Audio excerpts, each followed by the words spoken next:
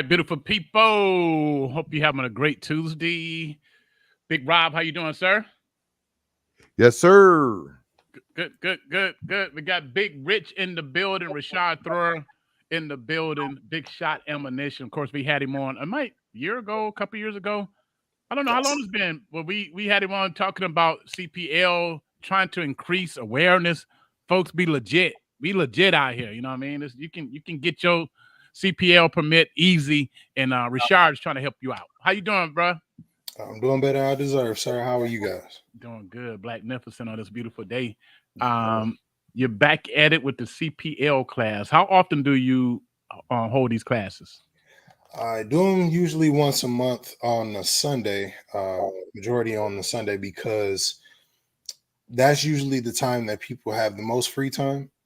Fridays, you're usually still at work. Saturdays, you might have kids that got a game and everything.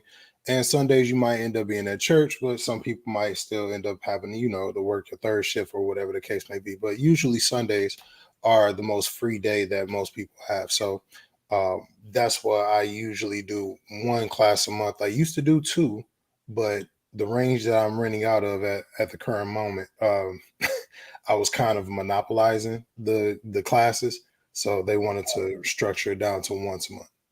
That's good. How has the response been? Response has been great. It's been slowing down a little bit. I'll say probably because during COVID, there was a lot of urgency towards it because a lot of things were going on. So a lot of people understood the awareness of it, but as people get more into their everyday life, they start to become more lackadaisical, thinking that, hey, I could do whatever it is that I was doing before, and I don't have to bear the brunt of those consequences. But let's just say if something like how it happened with the COVID situation happens again, then they're in that same predicament. So I'll still be here making sure that they're ready to be taken care of, but I'll say that it hasn't been as much fervor as it once was a couple of years ago. The process. Talk about the process to taking a class and getting the permit. So the process, you have to take a 8-hour course, about 5 hours of class time, and 3 hours of range time, and you have to go through that and make sure you're going through a certified instructor. Because in the past, Muskegon has a situation where someone was cutting corners, and that put a lot of people at risk about them not being able to carry a CPL license anymore and things like that. Plus, I just wanted to make sure that people were given the full aspect of the information when it comes to firearms, because to be honest with you, you have a small explosion that's happening in your hands, so you need to know how to mitigate that and how to deal with that, how to what's the proper fundamentals of guiding you so that way you don't make any negligent mistakes. So things like that definitely comes with it, but I tried to make it a little bit more digestible on a general scale. So as you see, I have the online class and then I have the in-person class. So, did you want me to go into like the specifics on that? Yeah. So the online classes, you still qualify to get your permit. Yep. The online class is actually, so we make this a little bit more flexible for those individuals. Let's say you're a parent and you got a lot of kids, and you have a lot of kids that's doing sporting events, especially right now in the fall season. So I try to make it as flexible as possible. Where, let's say if I got the class on the 17th, if you signed up today and you had the online class portion, you would take the 5-hour class portion online, and then you would just meet at the range for the last 3 hour shooting portion. So then that gives you a lot more flexibility, where if you want to do like an hour today, hour tomorrow, hour the next day, an hour the next day after that, and an hour after that, you don't have to just do everything in one day. But then we also have the in-person option. If you do want to do it in one day, we make sure that we feed you, because we understand that we got you for 8 hours. I know a lot of CPL instructors don't do that, but I appreciate the people for their time. So I try to make sure that they're fed if I got you for about 8 hours or so. That's good. Big Rob. Oh, I didn't know you could do these classes online. Mm-hmm. Yep. You can, and that's for 5 hours. Yep. 5 hours. You go through the full class portion, the class duration that you will usually see in person. I put that class portion online, and the only thing you have to do after that, once you complete that, and which I can track how long you were on. I can track how much time you spent on each lesson, everything. So after you've completed that, then yeah, we just meet at the range and you complete the 3 hour shooting portion, and you smooth. Wow. How many people that you believe you don't help, man, get those permits, if you don't mind saying? Well over 500 easily, like Woo. well over Wow. 500. I'm getting close to 1,000, and like, and it's. I appreciate it, man. Man, that's you 500 people legit. They legit. Trying to get up to over 5,000. That's going to be the next goal. But it's just, I want to expand outside of just what we're doing now at the current moment, because I serve my community. I serve them tough, so I make sure that everybody is taken care of. But I want to expand out to the general public. So I want to make sure that everybody knows that it's not just that I want my people to feel and know how to get acclimated. Other people should know how to do it from other communities, and then get used to seeing people like me with firearms legitimately, Yeah. because that's also a nuanced conversation as well, where a lot of times if they see somebody with something, it's usually not, they're not doing it in the right way. But if you actually if you start to become acclimated and it starts to become more of the standard of seeing somebody that's, that looks like a minority that actually carries the firearms legally and legitimately, then hey, you start to give more people an expansive thought process. That's good. That's good. So, what are your thoughts on gun laws like in states like Florida now? That's very loose and pretty much anybody you don't have to go through all this. What are your thoughts on that? So I'll put it like this: there's a rose and a thorn with everything, right? So I would say that there needs to be some more constraints on it, but at the same time, because I'm be honest, I don't like the aspect that they have a great bulk of mass shootings that usually happen down there in the Florida area. But in the same aspect, they also have, in which I'll say that's the thorn. The rose is that because they're so gun happy about certain things, they are a little bit more realistic in certain aspects. A pointed case will be that young man who had just been acquitted from being able to defend himself from being jumped on by 4 people. Not sure if you all heard about that former NFL guy. Oh no. So, dude, him and his girl got into a quick spat. The girl got physical, but then when she slipped and fell, and this was caught on the ring camera, when she slipped and fell, she went and told her brothers that he had pushed her. So she put a battery in her brothers and their friends back, and then they went over there to his house at 12 o'clock at night, and they basically jumped him and his brother at his property.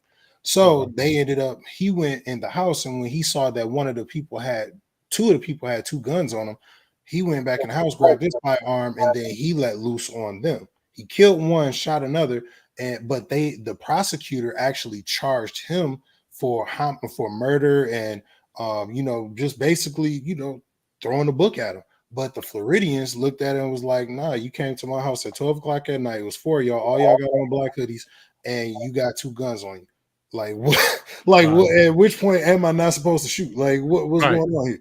So it's like you have those situations where you'll have an issue with like how they deal with the Trayvon Martin situation, but then you also have a situation where this young black man, who's a young black man, that he's only about 25, was able to get acquitted because they saw that situation playing out in their own perspective as well. If that was somebody coming to my house at that point, they even asked, if you ever get a chance to go back over that case, you will see like it was crazy that they even charged him with anything. So that's why I said it's a rose and a thorn with all of it. Wow, we're talking firearms with Big Shot himself. If you go online, fam, this is what I like. You can go online, type in. We're gonna share this screen. Type in Big Shot Ammo. Just go into Google and type it in. I'm gonna show you what it showed me when I typed in Big Shot Ammo. Look at that. Look what AI had to say. Big Shot Ammunition is a black-owned business that offers firearm training and education. They promote the Second Amendment through responsible gun ownership and proper training. Big Shot Ammunition is located in Muskegon, Michigan. Big Shot Ammunition offers firearm training, education, dealing, service establishment. Big Shot Ammunition CEO is Rashard Thrower. That's what AI say. Shout out to AI. Shout out to Google.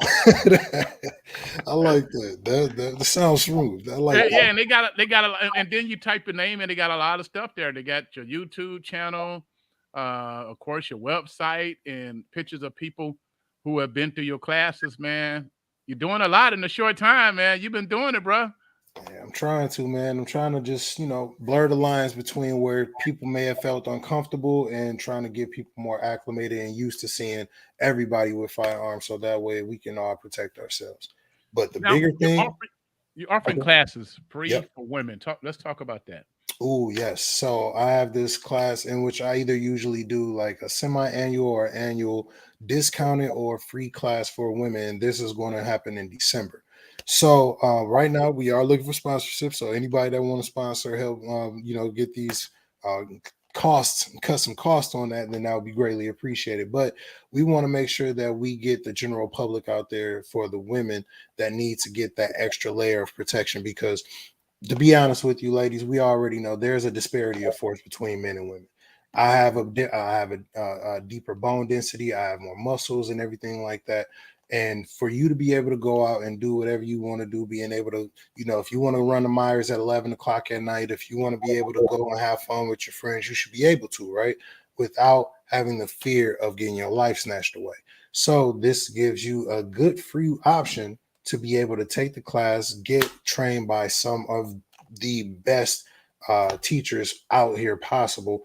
I'm actually going to bring in about 4 or 5 different instructors to assist on that because we want to bring in as many women as possible so that way we can at least balance some of these skills where they can at least feel protected. Like that's a big thing because a lot of my customer base is women. Like that's if you pay attention to the pictures that I post on my pages, a lot of them are women. So you have to understand that a lot of them are single women that don't have that male protection at home.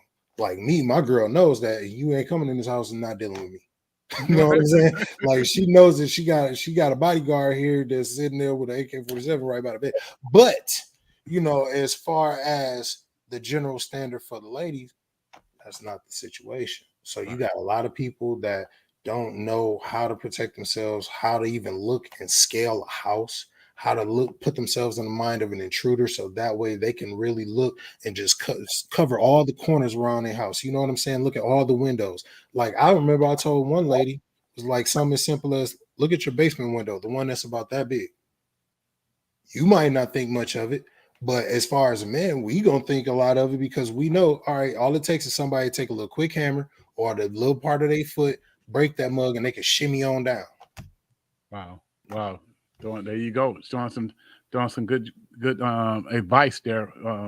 Big Shot is in the building. Thrower. We talking about CPL classes. Rob, you got anything before I roll off my next question? How long does a CPL license last, and do you have to renew it when it's over? Yes. So the CPL lasts about 5 years. Right at the 4.5 year mark, they will send you a renewal pin. So you'll usually get a pin from the state of Michigan. They'll tell you like, hey, your stuff is about to expire. You got 6 months to renew. Here's your pin to be able to expedite that process. Now, for them to go ahead and go through and get that taken care of, you only have to actually take 4 hours of class time for you to renew.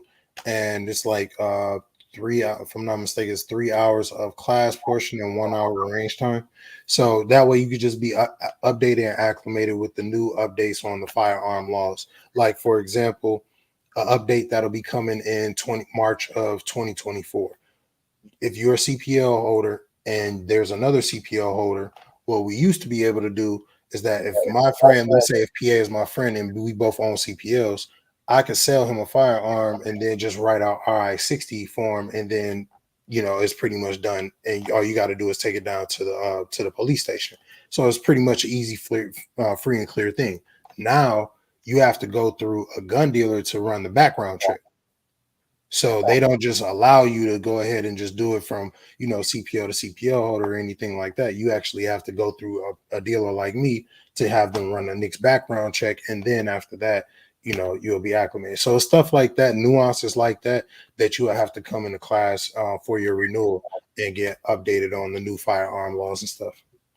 Question: Do you think mental health people should be barred from weapons? And if so, how do we government go by doing it? How do we go by doing it, keeping the guns out of these folks that just ain't got it up there? Yes, they should be barred from having the firearms. I'm just being decisive about it because I've seen too many people that have mental issues that have had firearms and they've been reckless with it. Now, I'm not saying that a person that's just regular in their mind, like, they can't be reckless, but when you don't even have control, how can you control a firearm that takes somebody's life, or a weapon that can take somebody's life so easily? And I would say a way that they can get a hold of that is, well, they already have it where you have to go through the county and the county processes it up to Michigan State Police.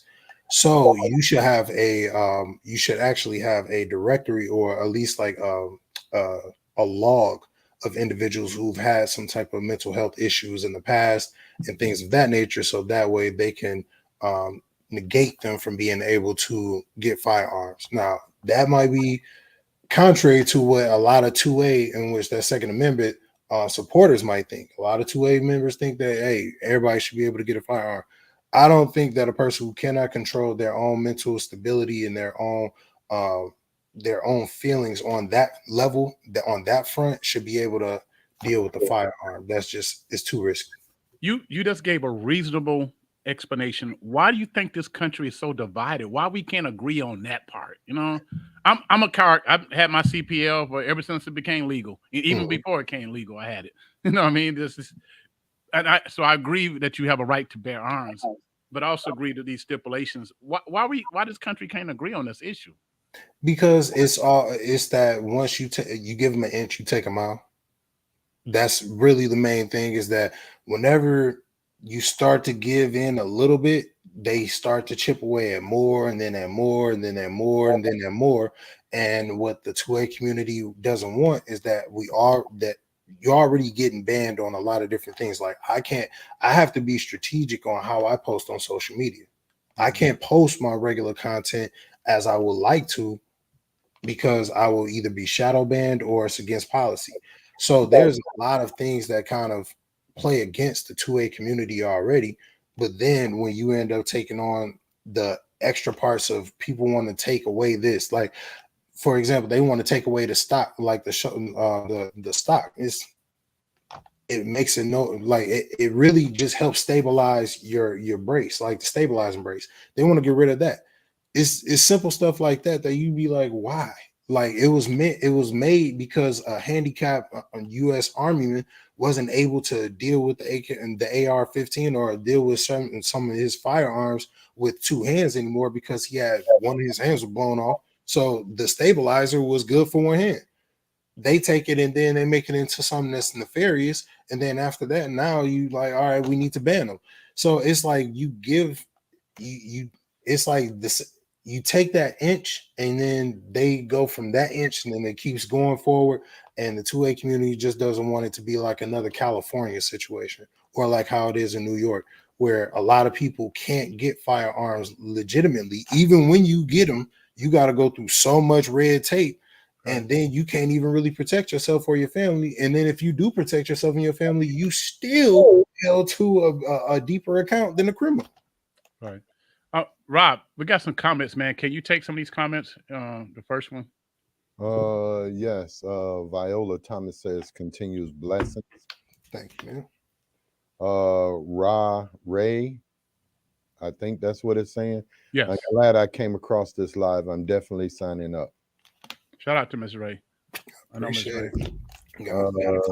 Tanaya Shepherd, just seeing this. What city is in, and dates, please? The class, as far as this Sunday's class, is in Muskegon, and that's at the MPRC, Muskegon Pistol and Rifle Club. You can sign up at bigshotammunitions.com. The class in December, that's to be announced. Okay. AK-47. What are your thoughts on that? I know you say you got one. It's a lot of conversation on them, and I told Rob I think I need to get one because the streets got one. So, is it necessary for us to have military weapons, civilians? Yes, easily. Yes, definitely. And I'll give you a perfect reason why. How many times have the people that usually say that or have that feeling have never had their house broken into. They've never had a gun pointed at them. They've never had to deal with any of the real time situations that you have to deal with when you have that type of firearm. Now, if you've gotten your house broken into, you know that usually 9 times out of 10, it's not just one. And if you think that you about to you think you John Wick, you that much of John Wick, where you can kill 4 dudes with 1 pistol, you that good? I don't care if you think you that good or you can't even fight 4 dudes with 1, like on a general scale. Not saying that you probably couldn't, but just saying on a general scale. So you have to think about the numbers. You have to think about what disparity of force that you're dealing with. And if they coming in with those pistols, what would be better for you to have? A shotgun, an AK, an AR-15, something that's going to deliver high, fast, high velocity rounds in a quick time and in a quick pace. That's why a lot of people usually say shotguns, because shotguns let off about 6 to 8 380 ACP rounds, which is basically a miniature 9mm bullet. So you shooting off about 8 9mm bullets in one shell type. So that's usually why people like shotguns or AR-15s and AK-47s. They like those because I can get 30 rounds in there. And if y'all come in my house, I don't have to worry about having to stop, reload, or do anything additional. And then on top of that, I know that I have a magazine capacity, or not even more so that, just ammunition capacity that's going to deliver something bigger than yours. So it's like I have more accuracy with it. I have more abilities to hit you with it. And then I can deal with more people that's usually trying to break into the house. If you go up on YouTube, if you want to watch it, you could definitely just put in home invasions and see how many times you'll see at least 3 or more people coming in. You rarely see where it's just one. If you get one, he might just got the balls of steel. But if you got somebody that's it's usually 3 or 4, because they all ain't feeling it and they all don't got the same gumption. So they gonna want to end up packing in. When you get a couple of people that's feeling like you, all right, bet. So do you sell AK-47s? You know I do. Okay. How much they going for? So I got the ones for $6.99. They got the wood handle. I got some for $6.79 as well. Yeah, and that's for the regular Hell Pup. And then I also have the mini and the micro Draco. So the mini Draco, which is about 7.5, almost 8 inches long. That one goes for about $9.49, which is about $100 cheaper than what you'll get MSRP. And I would say the micro, I might be able to, it may be around MSRP, or I might be able to get a deal from the manufacturer. It's all dependent. Okay, got to talk to him. Instead of getting that AK-47, you better go on and get that Draco. Man, look, here's the thing. See, the Draco is popular. Oh yeah, it's very inaccurate when it comes to shooting. See, that's why I like my Hell Pup, because my Hell Pup, even though it's about 12 inches long, about 11 and a half, I'll say about 11 inches long, I can control it more. That AK-47, that mini Draco, you talking about a 6.5 inch barrel. Your feet bigger than that. You talk about something that's letting off that big of an explosion, that big of a fireball right in the middle of your face, and it's that far, it looks cool. It looks good. You can put it in your backpack, smooth, you know what I'm saying? But as far as accuracy wise, it ain't as accurate. So do you think that regular citizens should have automatic weapons? Fully automatic or semi-automatic? Fully. No. You think it should be regular training? Some training? Yeah, definitely we should do some regular training. So just so people are acclimated with knowing firearms, and because that's really why I started my company in the first place. Like, people not knowing firearm education, or me also losing some close people to me. One of them being one of my best friends. I got his jersey over there, Smurf, Kenneth Jamar Barnes, who was killed on August 28th, 2009, from my homeboy accidentally playing with the gun. And then also my little cousin, Big Shot, You know, it was an accidental shooting with that situation. But as far as the whole fully versus semi-automatic, the reason I would say that you shouldn't have it is because even though I know some criminals can get like a switch to have a Glock and stuff like that, they are so incompetent majority of the time. They don't understand that your stuff gonna break anyway. So, like prime example, FBG Duck had he had that type of firearm, had an extended magazine, right? So a lot of them they want a small gun with extendo and all that stuff like that. It sounds good. It sounds appetizing. It sounds like a bacon, egg, steak, and cheese. Oh nah, you know, but when you actually talk about what is it going to do, how is it going to perform, it jams a lot. Once and then you let off a burst, you can't control it. So let's say you let off that whole clip. You let off the whole magazine. What you gonna do after that? Now you down. Now it's over. Now you have nothing to return fire with. And then if your stuff jams because the magazine is already aftermarket, then you really SOL because now you don't know how to clear it out and you don't know how to get the gun going back. So yeah, it's crazy, but shoot, if you want to make sure that you get a good trigger, just get a binary trigger. Okay. One last question, Big Rich, before we go. Do you think former inmates, people who maybe I could have committed a crime when I was 19, I got out of prison when I was 22. I'm 40 years old now. I've changed my life. Haven't had any trouble with the law in a long time. Should I be allowed to own a weapon? Depends on the crime that was committed, but yes, I do believe in giving our individuals who have served their time their rights back to be able to protect themselves, because a lot of times they end up getting a short end of the stick. Yeah. Like they can't rent, they can't do a lot of different things. So on top of that, you can't protect yourself, especially if it was a non-violent crime. So if it was something like drugs or anything like that, yeah, you should be able to get your stuff expunged, go ahead and go by. But if you coming home from a murder, yeah, it's different. yeah. Yeah. Like, I we hope know you hopefully one catch day them. we get to that point, because I agree they definitely should have a right to protect their family, especially they don't change and it wasn't like a violent crime. But all right. Definitely. Thank you, man. Thank you. We get you back next month to talk about your other project, because you're doing more than just guns and ammunition. Yes, sir. We got a about lot to of actually start our own ammunition manufacturing facility in Muskegon and also our own gun range here as well. So be on the lookout for that next. Keep doing it, brother. Proud of you, man. Proud of you. Appreciate it.